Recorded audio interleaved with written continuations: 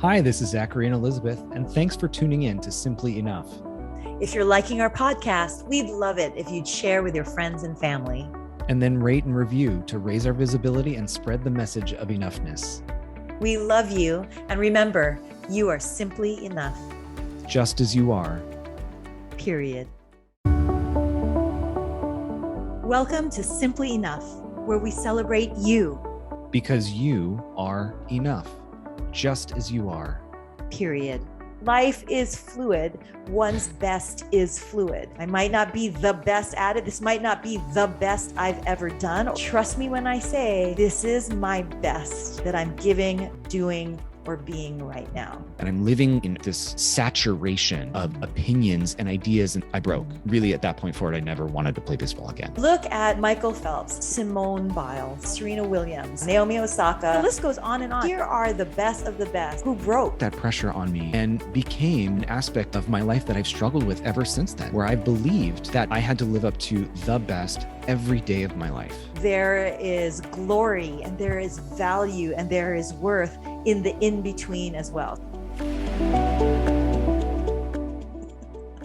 Hi, everybody. Welcome to Simply Enough. I'm Mr. Zachary Leonard. I'm Dr. Elizabeth Ignacio. And we got a little curveball for you because the episode that you are about to listen to, we just got into the discussion and realized we didn't do our intro. So our intro is a little after the fact. Very after the fact, days later. And we're going to super person our way and do a quick costume change and come back and get into it. Thanks for joining us. You know, our last episode, we talked about assumptions and specifically, ironically, we're often geared up and ready to play defense when people assume negative things about us. But it's funny that actually we sometimes have to play defense against positive assumptions about us, meaning, oh, well, I told the story at the last episode how it was assumed by my friend's mom that I have a silver spoon and everything just happens to work out for me and I'm just, quote, lucky and things like that. And that assumption actually carries weight and baggage to that. And what's funny is it comes along the heels in real life of my daughter and her graduating class. And at the end of the school year, there's 3 days worth of awards. And so academic awards and athletic awards and community awards. And it's like 3 days of the best of. And what's assumed in society nowadays is how, well, if you're successful, you must be happy. And well, if you're the best, that equals happiness. Mm-hmm. And that's really not always the case. And there is not just pressure when one is considered the best, but there's actually harm sometimes in the feeling of the need to stay the best, mm-hmm. or even strive, mm-hmm. for the best. And sometimes we have to actually peel away, well, what is the definition of best? Or what exactly are you striving for or aspiring for? Is it to be the best or be your best? Mm-hmm. Mm-hmm. We see this all the time, primarily, I would say, in athletic endeavors, right? I'm a huge Olympics fan, and there's so much hype leading into the Olympics where we see profiles of athletes and like I think about like Nathan Chen, for example, American figure skater who at the previous Olympics, went in with all these expectations about how he was going to do, and there was all this pressure, and then the performance didn't necessarily match whatever those external expectations were on him, and then there was a lot of media coming into the most recent one, and this external pressure because he was considered the best figure skater by whatever measures they used, that he was supposed to win the gold medal, and if he didn't, it would have been a failure. Mhm. right? It would that he wouldn't have achieved, or he wouldn't have in quotes succeeded, that word that we really we struggle with. And so I see definitely what you're talking about has real applicability into mainstream culture in many ways, but we see it first and foremost in athletics. Mhm. And I can say, as a young athlete myself, I have definitely a story that connects with that, and the pressures that I felt more on the side of my best being something that I had to maintain, something I had to do the best, not whatever my best was that day. Sure. Um, so a story that I would like to share, I was about 12. How old are you when you're in sixth grade? 12, 13 years old. And I was a very solid baseball player. I came from a family of baseball players. I had two uncles who played minor league baseball. Baseball was a big sport in my family. And I enjoyed playing baseball. I wouldn't say that I loved it, but I enjoyed it. And also because of who I am, I worked hard, and I was a reliable player. Okay. I also was a reliable hitter. I wasn't a power hitter by any means, but I was a reliable hitter. So often I would make the all-star team, because I, again, was reliable and a solid baseball player. And I was also, I think, the kind of player that coaches appreciated. I'd pick up my gear, and I was supportive of my teammates, and generally maintained somewhat of a positive or optimistic attitude, and rarely got into my head and whatnot. But this particular event changed the course of my baseball career. I had a coach who, very competitive coach, very strong lover of baseball, a coach who I respected tremendously. But this coach was passionate about the game. So because I was a solid hitter, there was one particular game when he announced that to the team, right? We're all sitting in the dugout, announced to the team that I was going to be put in the lineup at position number 3, right? So that most often in baseball, for those of you that don't play baseball, the first 4 hitters or 5 hitters are considered, quote unquote, your strongest, whatever that means, your strongest hitters. Mhm. Fourth is your cleanup. That's generally the person that can hit home runs, etc. So third is somebody who can advance the runners, generally get on base, etc. Here, I'm sitting on the bench. I didn't know this. I didn't know this was going to happen. And now there's praise like, oh, Zachary's going to be batting third, and we're doing it for these reasons because he hits the ball really hard, and generally he can bunt really well. A lot was made publicly to me and the team about what the justification was for putting me in third. And immediately, as we've talked about before, I started to like sweat and get nervous because I That's a could tremendous amount of pressure on right off the bat. you Yep. Yes. And because it's not just he pulled you aside and told you, your role and his expectations of you, but now the team is not just insinuating because people understand what the lineup is, but to make this like proclamation and declaration puts you even that much more on a stage or pedestal, however you want to Mhm. put it, which is a little bit too much to bear at that age. Yeah. Yeah. I'm sorry. Well, and it comes to a head in one particular game, but I would say for a few games, it hadn't gotten to me. It was in my mind, and every time I went up to bat, I was thinking about like I have to get a hit, or I have to do the best, because that was why I was put into this role. And if I was tired that day, or that pitcher, maybe he had a curveball or something that was particularly challenging for me, any external factors that played into my performance at the plate didn't matter. It was all about I had to achieve a certain thing because that was expected of me. In one particular game, I recognized shortly before going up to bat that there was a massive amount of weight on my shoulders. You could tell because I show when I have stress because my shoulders rise. I think I've talked a little bit about in previous episodes, or maybe just in a private conversation with you. In the deaf community, my name sign is turtle, because when I was little, like if I was nervous about something, my shoulders would rise and my neck would disappear, and my mom would call me her little turtle.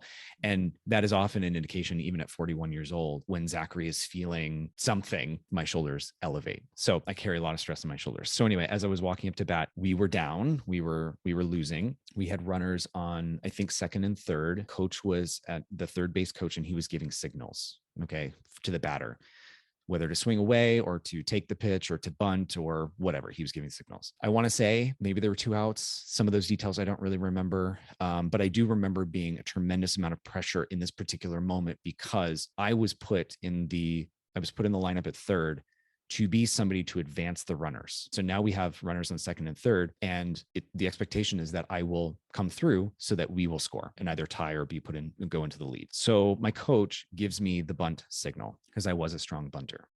I missed the signal. I just didn't see it. He sends the runners. So now the runner on third is coming towards the plate and I swing away. There's no physical way that that runner would have been by my bat by the time I went to swing. So that runner wasn't in any harm, right? Mm-hmm. Nonetheless, runners coming, I swing, I miss, the catcher catches it, tags the runner, and now he's out. And we lose the opportunity to gain a point. The coach was in my face, I swear, in 3 steps. I don't know how he did it, but he was in my face so quickly. I'm not even really out of the batter's box. And he is just yelling at me, seeing red. And my perspective becomes so narrow and so wide at the same time. So narrow as in like, I am now so embarrassed and shamed and whatnot that I just want to crawl into a hole and have nobody see me. But I'm also aware that I have 100 pair of eyes staring at me. 13 years old? And I'm trying not to cry because I don't want that moment to also be public. And I also knew that that wouldn't go well with my coach. I'm hating life. I'm hating everything. I just want to just disappear at that point and be anywhere but in that moment. So I walk back to the dugout, still hearing, my coach yell at me. And then like the parents that are watching that are trying to like appease the situation and come up to me like, it's okay. And I didn't want that either. Well-intentioned people, but I didn't want any of the tension. I already felt enough of the pressure. And here it is. People are feeling bad for me, or they have their own thoughts about the situation. And now I'm acutely aware of that as well. And I'm living in just this like saturation of opinions and ideas and thoughts and emotions and everything. And I broke. And really at that point forward, I never wanted to play baseball again.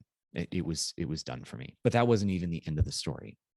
We had a game the next day and I was moved from 3rd to 5th in the lineup because I missed the call. In addition, I heard my fellow players like, man, if you had just gotten that signal, we would have scored, all those things of like, if you had just done X. And I realized at that point that my best that day was not the standard that I was held to. I was held to an expectation of the best, which meant that every time I showed up to bat, I had to get a hit or I had to do something. And if I didn't do anything less than that, I failed, that it was a failure of a moment. It was an either or. Yeah. So if this or if not this, then the only thing left is failure. Yep. And not only was that weight and pressure for you to live up to this static sense of best, which is, get a runner on base, get a hit, that everybody else was dependent on your best. Yep. And my worth to the team was now dwindled down to whether or not I did that. It didn't matter if I was a cheerleader for my teammates or I handled a ball out in the field as first baseman or third base. None of that mattered. Everything was distilled down to whether or not I did what was publicly expected of me. And then there was the public demotion, if you will, and then the agreement among some of my teammates or the other coaches or whoever that I was very aware of that meant that now my value to the team was quote unquote less because I didn't live up to that expectation of the best. Yeah. That just brings up so many thoughts in my mind. Like we could just go in so many directions with just that one story. If we look at the Olympics, for example, there's many actually psychological studies that have been done on our Olympians, medaled or not medaled. And there's just been a number of fascinating things. When we brought up the point of, if you are the best, of course you're going to be happy. That doesn't necessarily equate. It can be momentary and it can be lasting, or they could be two totally mutually exclusive things. Or even being the best can sometimes be harmful to one's happiness, depending on the cost it took emotionally, mentally, physically, psychologically, spiritually to be the best. And I'm dancing around because there's so many studies on Olympians. It's amazing. So one study, for example, looks at the gold medal effect, and they looked at some gold medal winners. And it's interesting how the enjoyment of winning the gold is very much dependent on the pressure of being the best. And what I specifically mean by that is there's a study that looked at gold medal winners, and the repeat, so the defending champion gold medal winners had less joy with their subsequent gold medals, because rather than competing to win, if you will, it was a win out of fear of losing. So there's a difference there, right? So there's compete to win, do your best, compete to win so that you're your best, versus compete to win because of fear of losing or because you're the defending champion. So your mindset going in of how you're going to look at what's the perspective that you're bringing to your best and being the best alters your joy even upon that obtaining that achievement. Then there's a study looking at silver medalists and bronze medalists. And one would think, okay, well, clearly the silver is going to be happier because they were the silver medalists and not the bronze. And it's actually the silver medalists were the least happy because they looked at often what more they could have done to have reached the gold. And since they didn't, they were, to your point, they failed at the event, as opposed to they're holding a silver medal or on their neck. They failed because they weren't the best. Even if they gave their best, they weren't the best. So they couldn't enjoy their silver medal. On the flip side, the bronze medalists were happier than the silver medalists because for many, it's like they almost didn't win a medal, right? So the fact that they are there on the podium and they are going home as an Olympic medalist, they enjoyed that. And so the perspective of being one's best versus the best. And, the reason why we talk about sports a lot in terms of being the best is, of course, competition is inherent in sports. And I'm not here to like soften it and, give everybody a participation. I don't believe in that either. But yes, there is competition that's inherent in sports overall, but it is not every single facet of sports, and especially when we're talking youth sports, because youth sports is a vehicle for life lessons beyond the wins, losses, runs, errors. It's more than that. So yes, there's of course the element of competition and winning and the best and who's the champion, but there's so much more than that. And one's best, the best versus one best, we have to look at things conditionally, not static, but fluid. When we talk about growth mindset, right? It's not, the best is not something fixed within a particular individual. So if you take golf, for example, you can have the best golfer in the world, but their drive off the tee is going to be dependent on a number of factors. What is the wind? What is the humidity? So they can swing their best, they can have the best focus, but with other circumstances, situations, their best might not be the best that they've ever done. But it's so quick. We as a society are so quick to hold somebody at the standard of what they've done the best at. And now that's their static best. For example, there's a great psychologist, Adam Grant. He has a wonderful podcast. And he was saying how his mom used to say when he was growing up, he's clearly a genius. And his mom would say, I want you to do your best. And, that's the most important thing, is to study hard and do your best on your exam.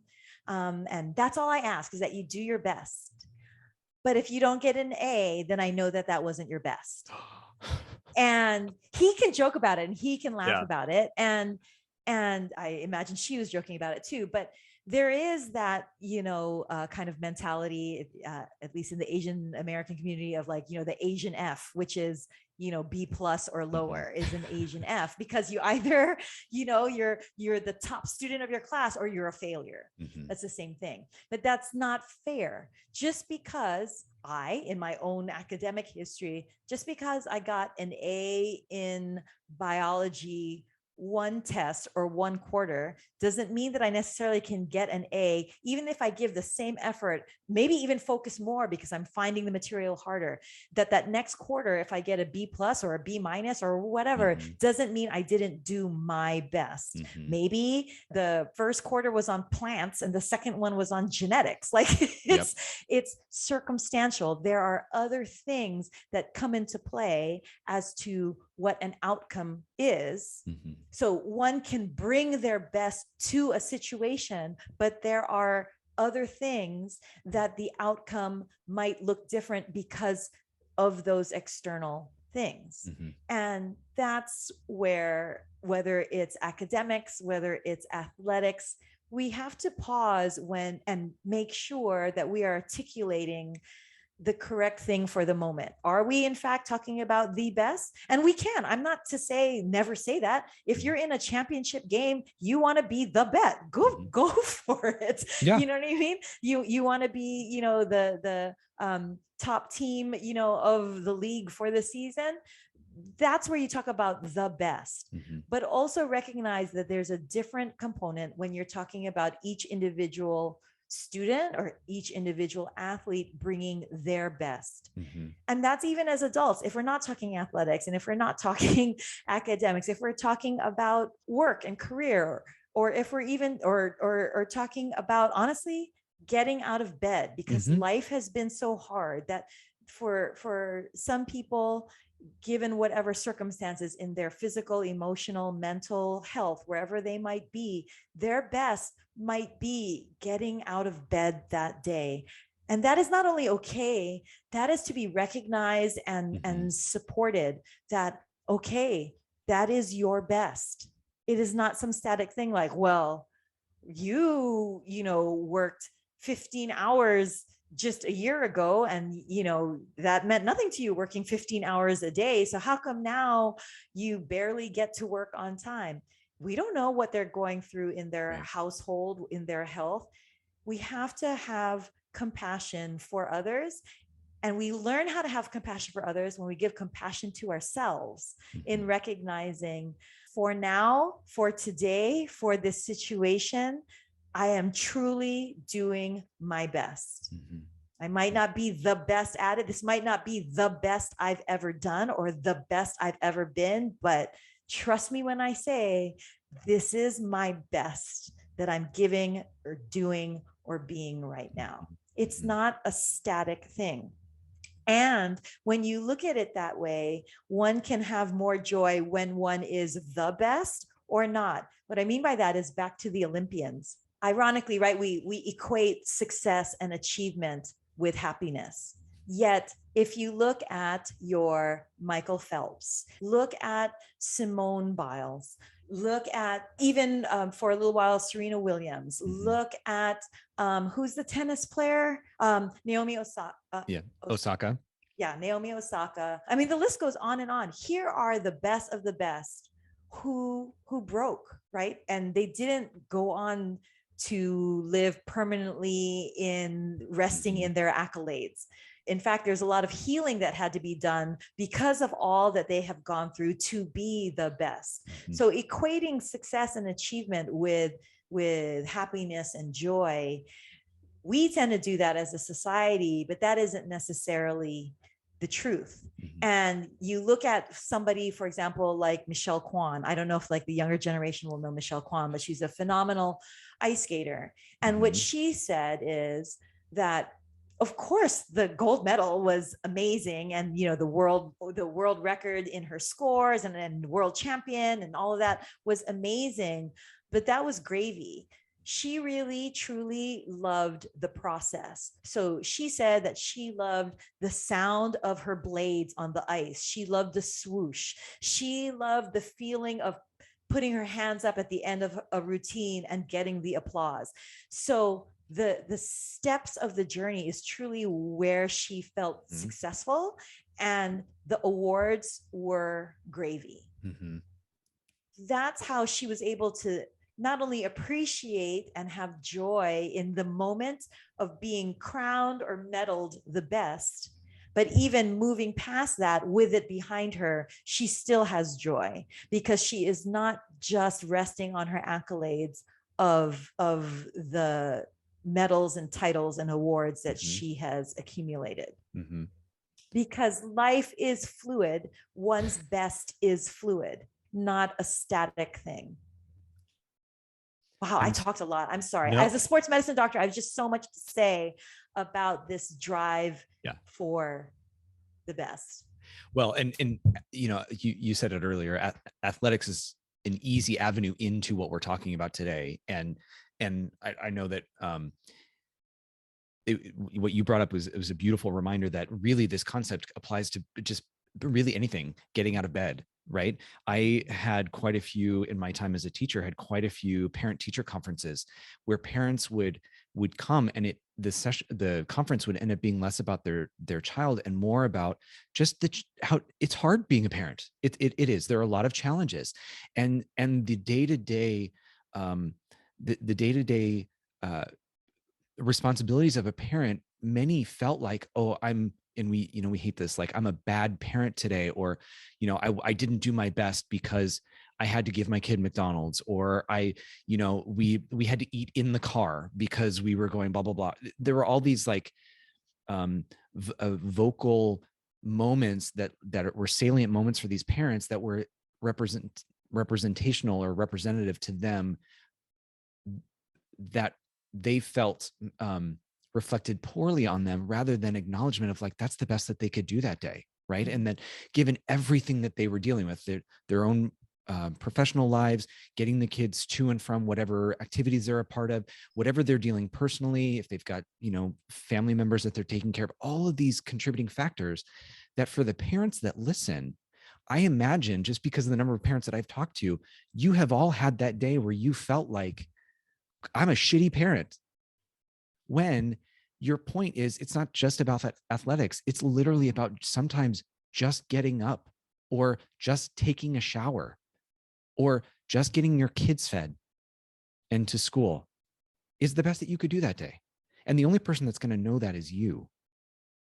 But Right? that's who it should matter most to Exactly. anyway. Yes. And that's where the self-compassion comes in, Yeah. is that recognition of, I am doing my best. Yeah. I am doing my best. I can honestly say I'm doing my best. But that requires not only self-compassion, but the understanding that there is one's best based on the moment. Mhm. Just like with the golf swing and the golf drive, down the fairway, it's based on what's the wind and what's Mhm. the humidity and what's the direction of the wind. There's so many things that if one can honestly, with compassion, say, I am doing my best, then what more can be done? It Mhm. serves no purpose to compare. Well, but last year I baked 32 cupcakes by hand and Exactly. hand decorated them, and now I'm going, to the grocery store to buy cupcakes. I'm a shitty parent. Mhm. No, what were your circumstances back then when you were able to do that versus now? And why is that the benchmark anyway? Being Right. able to hand bake 32 cupcakes and hand decorate them and label them, like, again, that's where peeling away and observing without emotion, just pure observation, by whose measures, Mhm. by whose ruler. And often it's our own measures and our own ruler. And that's where we have to look at ourselves with compassion and say, why are you beating yourself up with this ruler? That caricature of, the Catholic nun at Yeah. school, like whipping you with your ruler. Yes. Why are you doing that to yourself? Right. You are now, you know, you you're just harming yourself. And let me also say this too.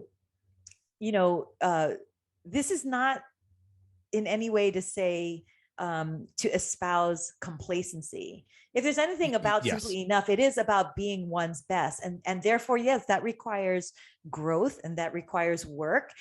there's contentment and Mhm. objective understanding, and then there's complacency. In no way are we talking about No. being complacent, but it is just truly an objective compassion and awareness of, is this my best for now? Is this Mhm. my best for this moment? Mhm. And allow that, and give oneself grace and permission Mhm. to accept that as one's Mhm. best. In accepting it doesn't mean this is how it's always going to be. Just accept it is what it is. Recognize if there's something about it that you don't like. Okay, well, I got a C on this exam and I don't like it. Okay, don't beat yourself up about Mhm. it, but accept that, well, this exam was a C, but I don't like it. So now I'm going to compel myself to try to figure things out to get a better grade. Mhm. But the self beratement and the self flagellation and the whipping yourself with this arbitrary ruler is not only not helpful, it's actually harmful Harmful. and Mhm. defeating. Mhm.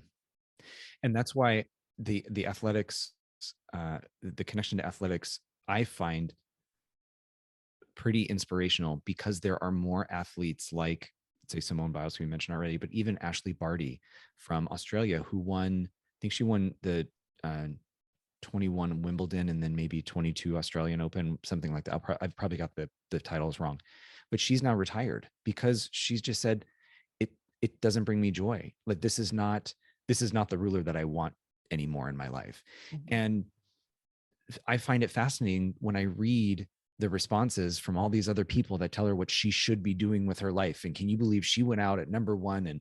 And if you're really looking with a simply enough lens, you see exactly why somebody like her could make the decision that she made, because now it's no longer, it seemed to um, become less about whatever she wanted to pursue and more about the expectations or the measures that were placed on her. And I am so inspired by her willingness to step up and say, no, this is not for me anymore. And even, somebody like Simone Biles or Nathan Chen, somebody asked, how does it feel to win the gold medal? And he said, it wasn't about the medal.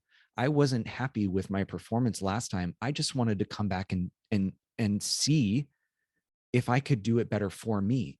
And so we're changing the narrative from an athletic standpoint, I think, because we have people that are stepping up and saying, we're not going to accept this anymore.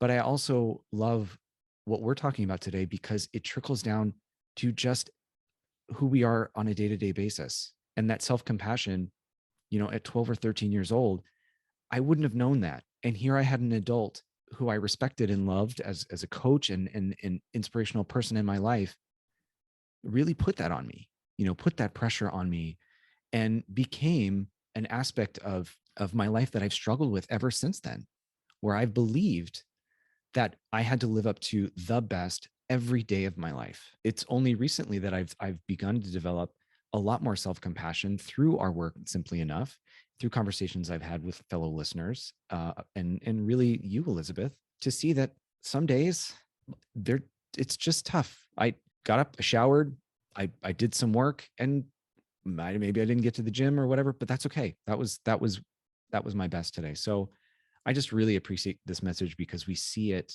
I think we see it. I think we're seeing a shift happen in an athletic standpoint, but we're also, I think, opening up a conversation to see how it can shift in every aspect of our lives. If I can add also, so as not to perpetuate the binary thinking of all or nothing, right? So it's not only just gold medal, award winner, Right. or it's either that or, hey, getting out of bed is enough, which it is, but it doesn't have to be such polar opposites either, because there is glory and there is value and there is worth in the in between as well. So it's not just, did you win the gold medal or getting out of bed is enough. There's also the in between. And what I mean by that is, again, as a sports medicine doctor, I've had the distinct joy, pleasure, and privilege of literally taking care of and eventually befriending many a Olympian medalist, paramedalist, a Paralympic medalist, world champions, professional athletes. And I just love gleaning from their mindset. And one comes into mind, Coach Robin Amo, who she was the captain of the National Olympian women's volleyball team, and they were silver medalists. And she's now Division I coach here at the University of Hawaii. And I remember I was standing next to her during a sand volleyball tournament with our athletes. And there was a pair, because sand volleyball, they play in pairs. One pair came off and they were kind of bummed that they didn't get into the finals, meaning for first and second place. And so they're kind of like, well, we're in the next match, but whatever, because they weren't going for, they weren't competing for the first and second place. So gold and silver. And I'll never forget this, because I was standing next to Robin, and Robin is a tough cookie, but has like such a heart of gold. And she's like, are you kidding me? Get out there and you give your best, because now you're playing for third place. You know what third place is in the Olympics? It's a bronze medal. I would kill to have a bronze medal. Many athletes would kill to have a bronze medal. So yeah, you're not playing for the first and second place final round, but you're playing for the third and fourth. Give it your all. And what she's trying to say is, have your joy in the pursuit, because it's still a win. If we're going to be talking, wins or losses, I don't even like to talk about losses. I like the saying, win some, learn some. So it's not win some, lose some. It's win some, learn some. But there's that joy and purpose in just giving your best. And it's not all or nothing. Well, if you didn't, get the gold medal, or if you weren't first place, or if you weren't the champion, then you're a failure. Nor is it also, though true that it is that, well, sometimes just getting out of bed or just taking a shower is the best that you can do. Absolutely. That also needs to be validated and acknowledged. But there's also the in-betweens. It's not like nothing, you're the best student, but if you're not the best student, if you miss it by just a few percentage points, then your whole academic year was for nothing. Yet that is kind of the mentality that is espoused when there's all of these awards for best student in this class and top student in this class. It leaves many of the other students feeling like, well, if I didn't get that, then everything else was for naught. And it's not about that. Yeah, no, I think in setting up the range, right, of like, we're talking about elite level athletes, and then, but we're also trickling down that level of thinking into even just day-to-day activities. And that range in between, you're absolutely right, is an important thing to call out. So no, I thank you for doing that. I remember, if I may just say, I had a student, coaching client who was in fact actually the top student in his class. I believe it was math, I think, and was a top student every quarter, and then ultimately for the year. And then the next year was on par for that as well, first quarter, second quarter.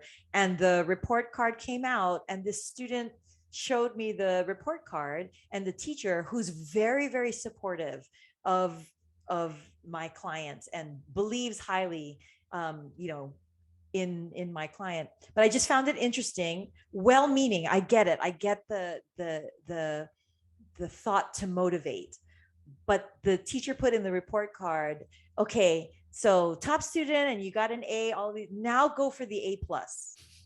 And there was just a part of me, when my client told me this, and I, he happened to show me the report card, that I was just thinking, but why? And I'm not being about complacent, but I just, what is an underlying message there is that, okay, so top student and getting the A consistently isn't enough. So now let's go for the A+. We lose out on opportunities to celebrate what has been accomplished, and we lose out on opportunities to celebrate what has been overcome, not just looking at what mark has been missed. That made me think of when I was teacher earlier on in my career, I had an observation. My principal was coming in to observe, and I was going through a lot personally at that point that was outside of school, and I had prepared for the lesson and submitted my lesson plans, did the pre-lesson discussion, and the lesson just didn't go as I had expected.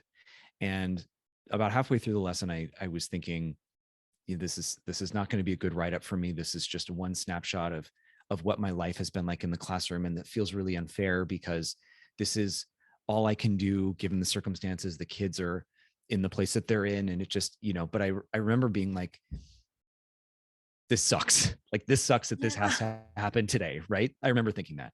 And then I met with my principal, a person who I very much respected, well-intentioned principal. Of course, it came back the way that I expected.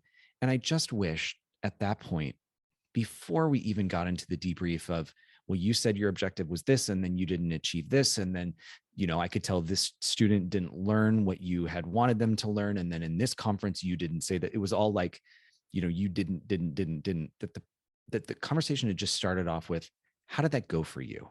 Or how did you come into this lesson? So regardless of the write-up itself, if there had been, and I try to do this as administrator myself, not always, but I really try to just come from a place of, tell me where you're coming into this today so that I understand a sense of who you are and what you're bringing. Because that will contextualize what I saw, that will contextualize our relationship, and it'll also connect us. And I didn't have that opportunity. And I remember wanting that so that I could say to my principal, I'm dealing with a lot. Plus they're all, kids, right? Kids are a big factor.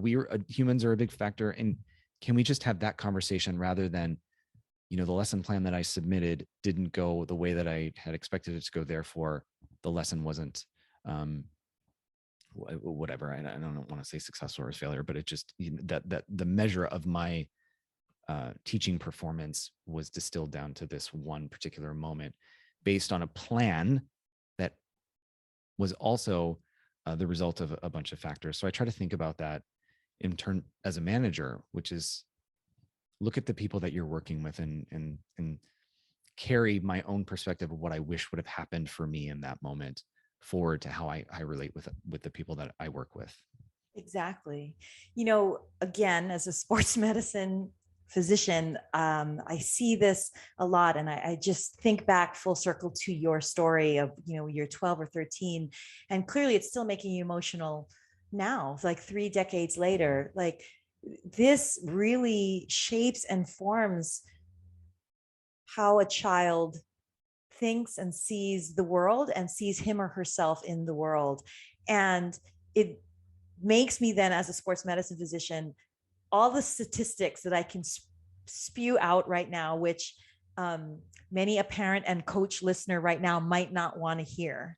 When I talk about relative to statistics of actually getting to play in college, much less play in college with a scholarship, at least athletic scholarship, those statistics, and the statistics having taken care of professional athletes and world champion, like the statistics to become then a professional athlete as well.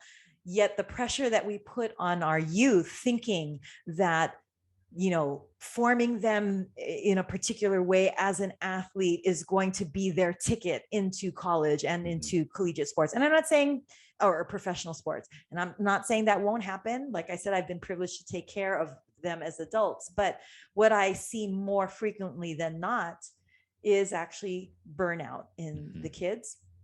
And so for all we know, here are absolutely excellent, gifted, talented athletes, but then it becomes burnout that pulls them out of the sport and takes that opportunity away.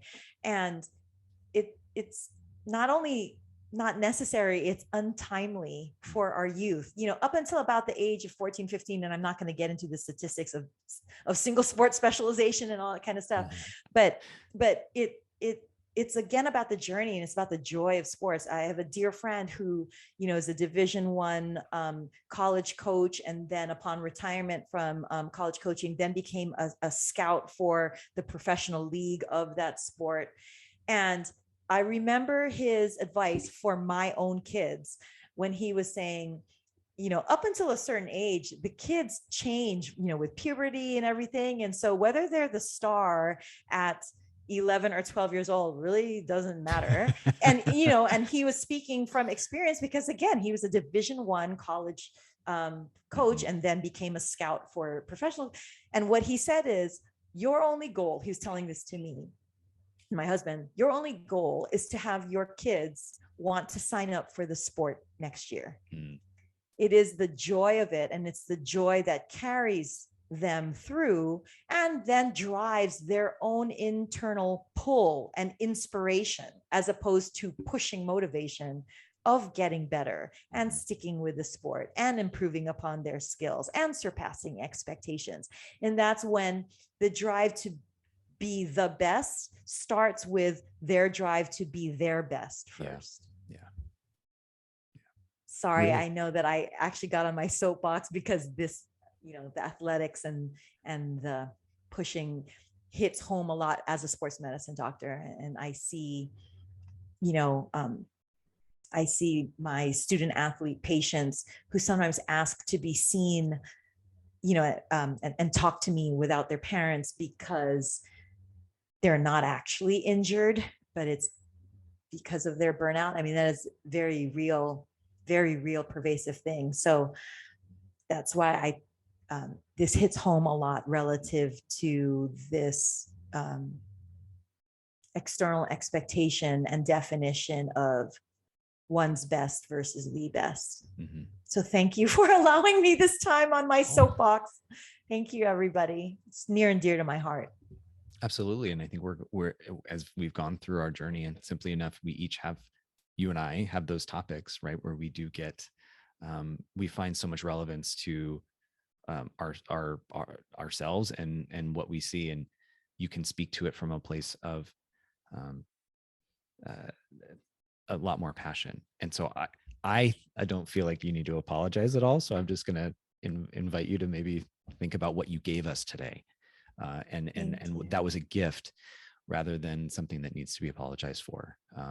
I think I needed a little bit of catharsis myself, not because, yes, as much as we talked a lot about athletics, again, academics, in my journey to be, not just a physician, but an orthopedic surgeon, which that requires a certain standing amongst the class rank and nationally and all this kind of stuff to match in orthopedic surgery. That idea of the Asian F and that push for advancement and achievement academically, and seeing and hearing what students nowadays have to go through in their own individual respective school, as well as their pursuit for higher education, like this.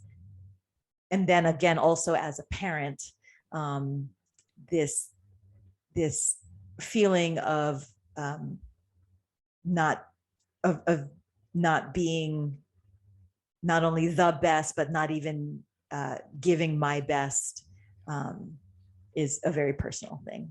So all of your lenses that you bring to this helped us today. So I think it was a critical conversation, one, so that we get to know you better, and also so that your insight can help us, can open our eyes, not only to our own self-compassion, but then you said earlier how we can extend compassion to others in what we do. Either, as teachers, we have teachers that listen, and how they talk with their students, or coaches, parents, etc. So you gave us a lot of insight today. So just thank you for that. Thank you. I applaud you.